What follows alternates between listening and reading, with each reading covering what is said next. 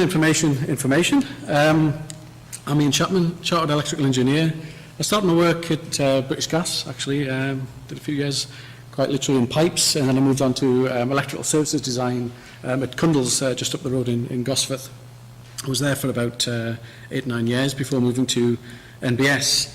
For those that don't know NBS is the National Building Specification.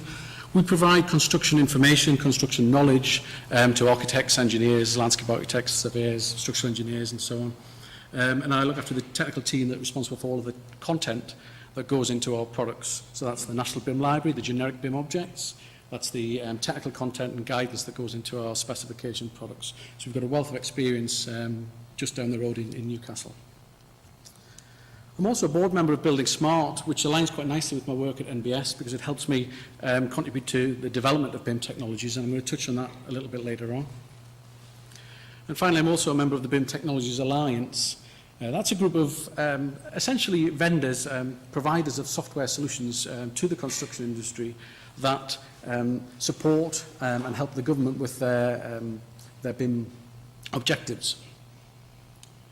But as I've said, I'm going to talk about information first, and I'm going to talk about information second, and then finally information again, because that is the I in BIM. Firstly, the government strategy with respect to information. Secondly, classification. Hands up if you like classification. I'm going to have to put my hand up, but it's just probably about me. And also, what's beyond level 2 BIM? So Casey gave a good example of what level 2 BIM is, but where we're going beyond that, because 2016 actually isn't too far away, and actually what are the next steps beyond that, and what are the challenges that we have to solve to get to level 3 BIM. Okay, so information revolution. Staggering statistic there. There's no typo there. That is 30 billion. 30 billion items are shared by Facebook every month. That's phenomenal. Data production is estimated to be 44 times greater by 2020 than it was in 2009. And not too far off, 2015, it's estimated that 20% of information will live or pass through the cloud. For me, it feels like there's more of that already going through the cloud, but that's probably the nature of the work that I do.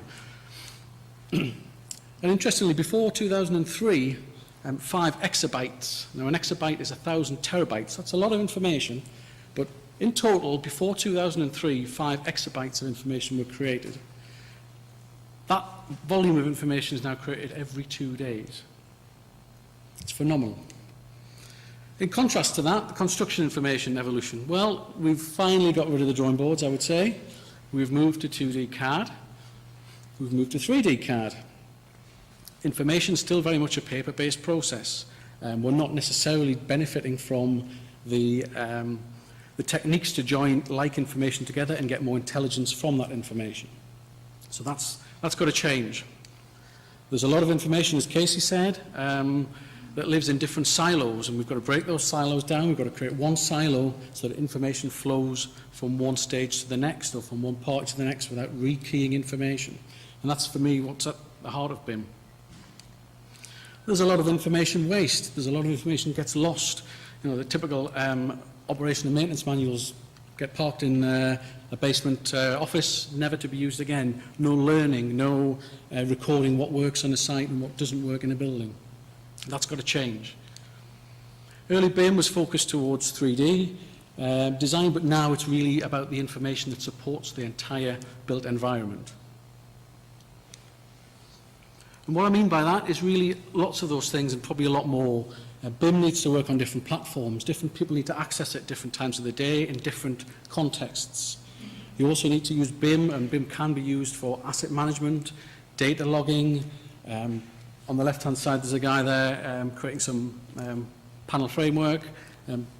It can be used for manufacture. We can join like information up now, and the plan is really to try and pull all that together so that the construction industry as a whole can be that bit more efficient, effective.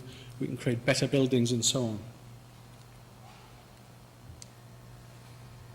Wouldn't be a BIM presentation without a picture of Frances Maud, so there's my BIM bingo slot.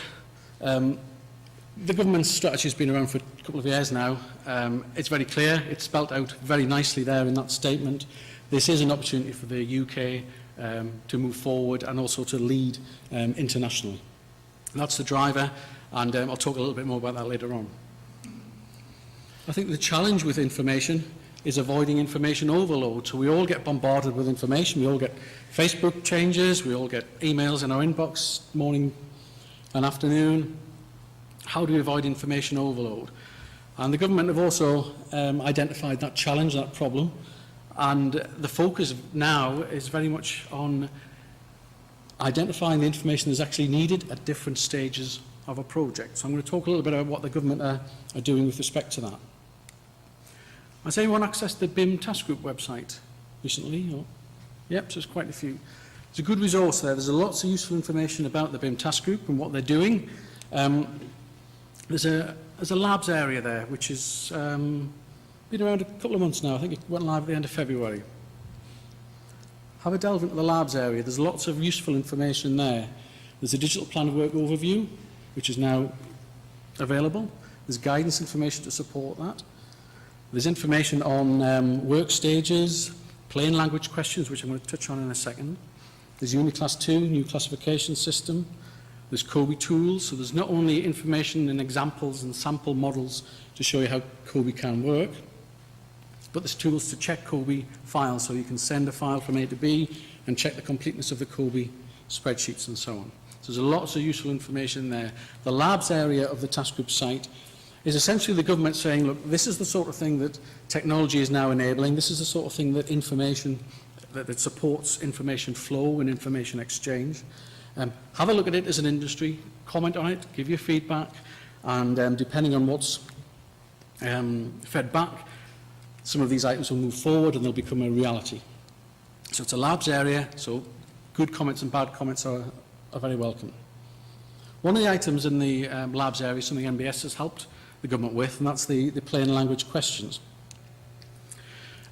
This is the government trying to manage the information that's needed to be collected at various stages of a project. And essentially they've identified some standard questions that they wish to ask and answer themselves at different stages of a project. So at the early stages of a project, obviously they're going to be interested in cost, carbon, design, life and so on. So they've got these standard questions, and then what we did for those standard questions, so there's a handful of questions there. What we did for those standard questions was identify the properties that would live in COBie, or that would live in the information model, would live in the BIM, that would respond to those questions and allow the government to answer those. So at an early stage of a project, I might want to know how much is the capital cost to me as a client. So obviously you need to collect that capital cost and that value, that sum of money at each stage, of the various stages that it's needed, and that information is transferred using the COBie data drop to the client. Client can do the number crunching, work out, does this meet my budget? Is it exceeding? Is it below? Or is the information not even there? Is it lacking? So the idea behind these information tables is to identify what minimum information is required at different stages of a project. And this is how the government intend to manage their projects. So this is for all centrally procured government projects. So just to summarise the government strategy, by 2016, all centrally procured projects will achieve level 2 BIM. That's very much a move away from just geometry to 3D geometry, and the information supports it, behind it, that really helps everybody understand what goes into a building. It's very much a managed 3D environment with data held in separate BIM tools. So they're not asking for this holy grail of a central web BIM. That's later on. It's a managed environment for 3D geometry and separate BIM information in the best tool that suits that at that time. So if it's carbon analysis, a carbon analysis tool, and so on. The plan is to collect information digitally at various stages, so at stage 1, 2, 3, 4, 5, 6, and then 7. Collect that information digitally in a common form so that can then be analysed. The government have got about 66 different FM tools. So analysing information is a real challenge for them at the moment. So the plan is to collect information in a common format, put that into a central database, and do the numbers, do the number crunching, and analyse what works and what doesn't in a more managed and central way. To summarise, really, the strategy is about digital geometry and digital information in an open standard. Level 3 BIM is perhaps really not that well defined so far. I think it's up to the UK, or there's a real opportunity for the UK government and UK construction industry to really set the standard for what Level 3 BIM is. But in the absence of a formal definition, I would perhaps say it is about a single BIM model living somewhere in the cloud that everybody can interact with, exchange information, and so on. In terms of BIM progress, the government are doing relatively well. They've got a number of early adopter projects underway. That's a snapshot of the services that are in the Cooperwood early adopter project. That's a prison for the Ministry of Justice. And that was tendered last year entirely electronically. Tenders were received and reviewed in the electronic environment. That's where they learnt very much about the importance of getting the right information, because they were bombarded with lots of digital information, which is exactly what they're asking for. The catch was they've got lots of different types of information, a real variance in the sort of information they got from different tenders, and analysing that and comparing that was a challenge. That said, Interserve won the project, and so far, close to 12 months in, reported savings of 18%. The government are rolling out BIM to other departments, so these are all central departments. They're going to adopt the same BIM approach. As far as the Ministry of Justice are concerned, BIM is becoming business as usual. So from the BIM task group perspective, they've done the job with Ministry of Justice. BIM is now the norm, and they're going to do the same thing with other central departments. So for the next 2 years, from the UK government's perspective, the focus is now on BIM implementation. Okay, so a little bit more on classification now. If you think about a dictionary for a second or so, that in itself has a classification. There are rules which allow you to use that dictionary. So the purpose of a classification really is that it helps you find information. It allows you to understand how it works. So a dictionary is quite simple, A through to Z. Information can be added following those rules, so you can expand the classification and place things in the correct location. Ideally, there's no limit to the information that the classification can accommodate. So there's no real limit to how many words can be in the dictionary or how many words can be associated with a particular letter. And information can be referenced, you can cross-refer. And information is maintained, so typically the Oxford English Dictionary, for example, they will issue updates every year to incorporate new words and so on. I nearly invented a word of my own there. In terms of Uniclass, that is a classification, so it adopts those same rules. So all those rules that we know work with a dictionary, Uniclass endeavours to adopt them. Now, Uniclass was first published in 1997, and its aim was really to allow the classification of all the information that is used to describe a building. So that could be everything from the activities and the spaces, such as this meeting hall here, right down to the components and products that form the structure and the building fabric. It was established by an organisation called CPI, made up of professional bodies. So you've got the RIBA, the RICS, UK Contractors Group, ICE, CIBSE, Institute of Architectural Technologists, and Institute of Building, and so on. So it was a kind of a pan-industry group, and they published that, and it's served us in good stead, really, for the past few years. That said, it hasn't changed, and there's some difficulties with the current version. It hasn't been maintained, it hasn't moved with the time, so there's technologies that exist now that didn't exist in 1997, building fabric technologies I'm thinking of.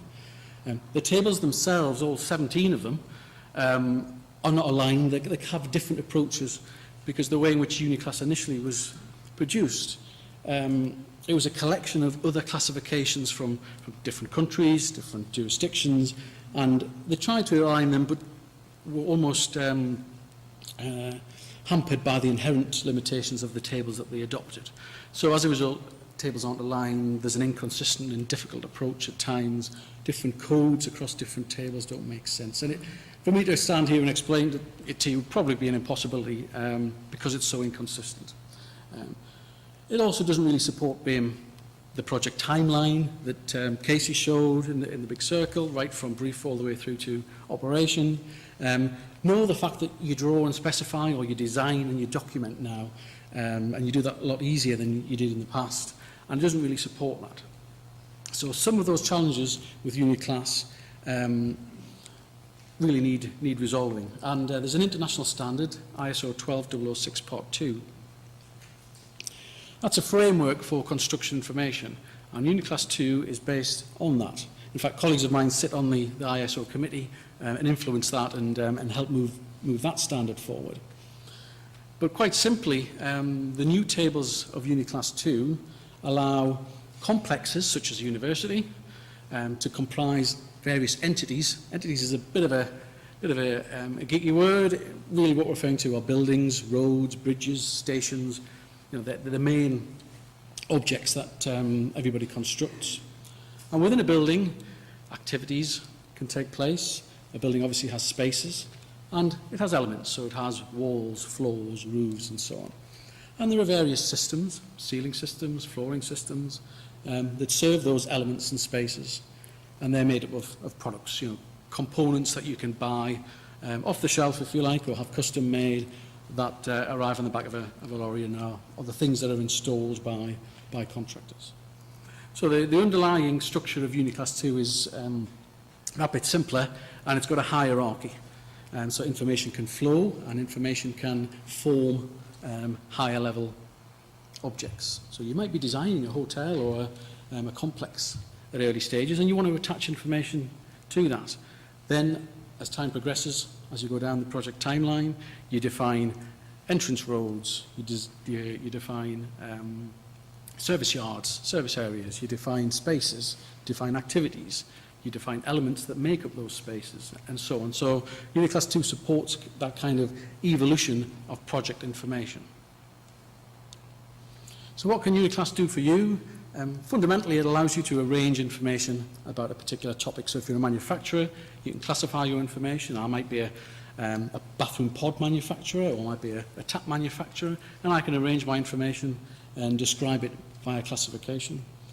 That allows me to coordinate and disseminate information. So designers may want to coordinate information. It allows people to find your information and then join that information together. So I've got a quick example in terms of what classification can do for BIM objects. On the screen there, we've got a BIM morphing tool. I think that's Revit. So let's just pretend I've got a bathroom to design. I'm going to take a door from the right-hand side. So there's a National BIM Library door there that I'm going to add to my project. So that's added to my project. And then going into plan view, so I've defined my toilet layout, and I put some doors and panel partitions in. I can click on a button on the Revit toolbar, which is driven by an MBS plugin, and I can create a specification from that. So we've got tools now that through classification can take you from the 3D geometry, and you can create a specification directly from the Revit model. So what will happen here is that you can design in Revit or ArchiCAD or Bentley or any of the typical design tools that you're using. You can select objects from the National BIM Library, and then from the toolbar you can generate a specification based on what's in the model. You can do that simply because of classification. So that's one way in which classification can help you as designers or manufacturers to make your processes more efficient and more accurate. And of course, through classification, then if you make changes in one, they can be applied to the other and vice versa. So you go into your specification, make a change, that can then be applied to your geometry model as well. So classification can form a very valuable part of your design processes. It's a bit of a pain to get your head around, and we're in desperate need now of a UK national classification. I'm pleased to say that Uniclass 2 is supported by the UK government, and the CPI plan to release further finalised tables at the end of July. So we're not too far away of having a good unified classification system for us all to work with, and almost let it work behind the scenes, and we'll focus on the project information. Finally, just briefly talking about level 2 BIM, if I can. There are still some challenges with information that level 2 isn't going to solve. So where might we go beyond level 2? Well, terminology, properties, attributes, names of things really do vary. I call it something different to perhaps colleagues. So how do we resolve that? BIM content also needs to be open and accessible. We need standardized structures. We need controlled and understood vocabularies. Product information. I don't know about you, but comparing product information either on the web or just in hard copy, it's inconsistent. It's hard to compare like products together. It's hard to share that information digitally. So these are the challenges that we'll face year on year, and we've got to solve those to get to level 3. Classification. Different countries use different classifications, and there's practices and organisations probably in this room that work not only in the UK but also abroad. How do you structure your information? How do you go abroad, either to expand or simply to serve existing markets that you operate in? Classifications in different countries need to join up, so how do we solve that problem? That's where Building Smart comes in. Building Smart's an international organisation. It's independent, so it's not made up of any particular commercial organisation. It's open, so all of the work it does is publicised via its websites and published in international standards. And it's not for profit. So any money that they make through their activities goes back into developing building information modelling technologies. So Building Smart are now looking at level 3 and developing technologies to help everybody move to level 3 once we've got beyond the level 2 April 2016 deadline. And the plan is to have that technology in place so that when you get to 2016, there's a natural development of that, so you can continue to move forward. Building Smart has 3 technologies: IFCs, IDM, and DDs. So there's some of the acronyms that Casey had on his slides. IFC is the means by which information is exchanged. It's the file format, if you like. It's a bit like MP3. It's a container for the information that's important.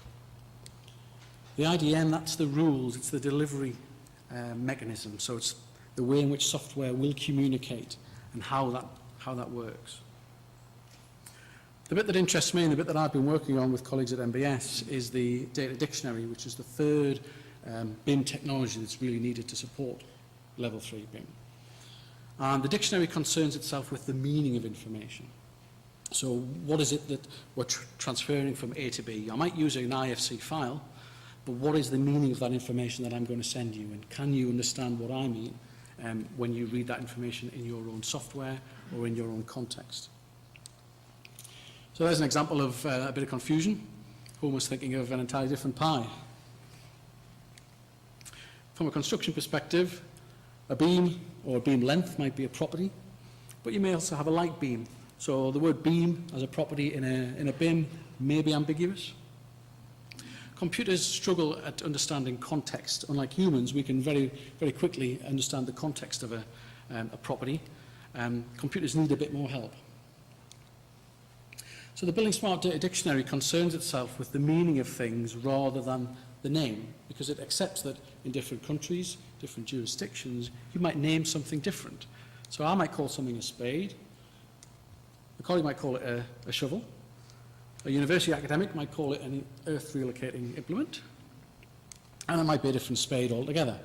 So the purpose of the dictionary is to try and solve this problem and allow different softwares, different individuals, different engineers to use one spade, and a different engineer, a different practice to use a different term. So how do we support that? Well, to try and crack that problem, I've been working with a group of organisations around the globe on a pilot project. And the conundrum is really, how can we take a specification? So we've got some properties. So that's perhaps from MBS, but this could be a property set in Archicad or Revit or Bentley or in an FM tool.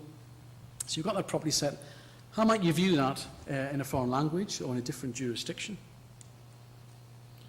When you delve a bit deeper, you've got in MBS we call fire resistance integrity, 30 minutes. In Revit, there's a property called fire rating. In different other platforms, there are different terms which essentially mean the same thing. So how do we solve that problem? How can my 30 minutes, which is really important, be transferred to another software whilst maintaining the integrity of that information? Well, the solution from Building Smart's perspective is to manage that through the cloud and manage that through an international data dictionary. So the dictionary allows all of these names to live centrally and be accessed by any different software, by Revit, by NBS, a whole host of tools that might want to use that information. And at NBS, I might want to use a certain name. Revit may want to use a different name.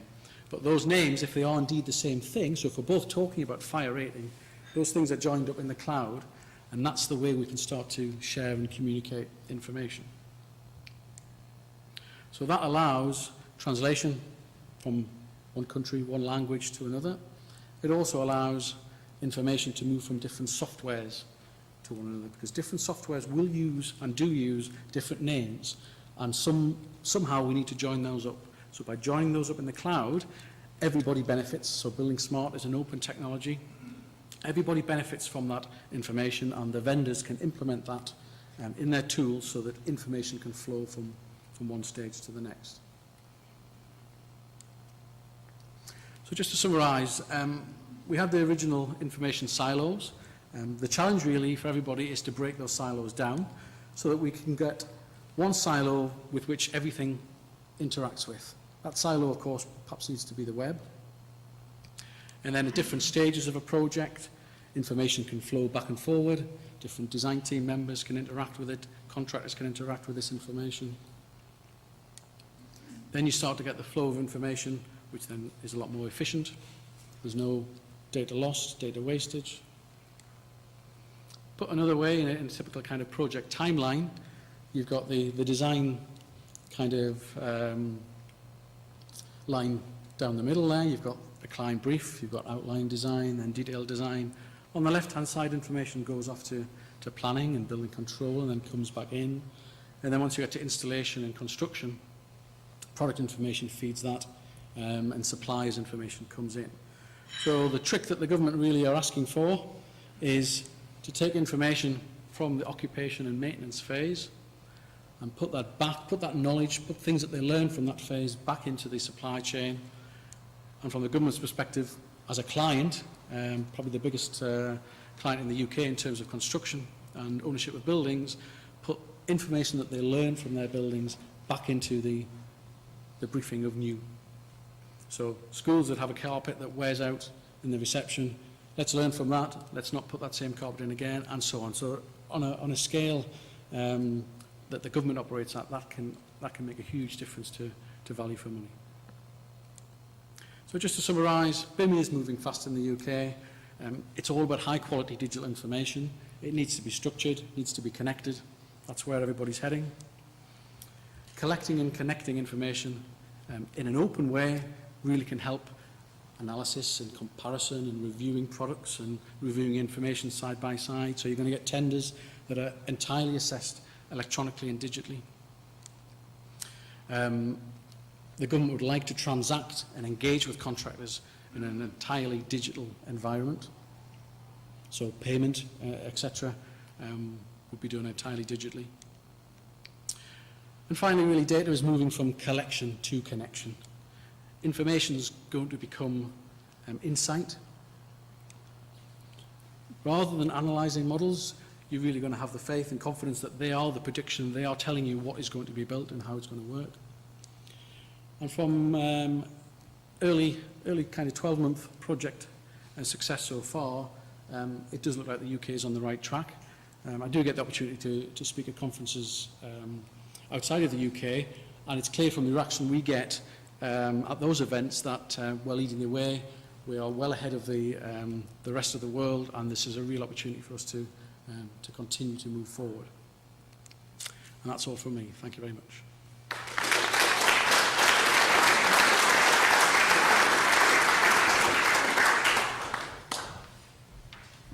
Thanks, Ian. Any questions for Ian? How advanced is the National BIM Library, the NBS National BIM Library? How advanced is it? The National BIM Library has been live for over 12 months now. It's got about 400 generic BIM objects, everything from walls, floors, ceilings, roofs, and so on. It's also got a couple of hundred or so manufacturers' objects. So it's now becoming a real useful resource for industry use. It's a free-to-use resource, and it's growing month on month. Okay. Any other questions? Janet? The reported savings that you're talking about on the interstate model, and I appreciate it's probably not your particular area, but what they're reporting against, what 18% savings on what? Design, construction, materials? That's a good question. I don't know the exact detail, but I believe it's based on the standard information that they, how can I explain it? They've got standard procurement costs that they know how much it costs to refurbish a hospital or a prison, and they're comparing that information with the costs that they've incurred so far. There's also a time saving that's factored into that 18% because they've saved a lot of time through speed and getting out to tender, getting tenders back, getting a contractor appointed. I think they gained about, it was about 6 weeks off their standard programme. So I think it's a combination of some standard prices plus the time savings that they've experienced so far. Okay. One more talk before the break. We're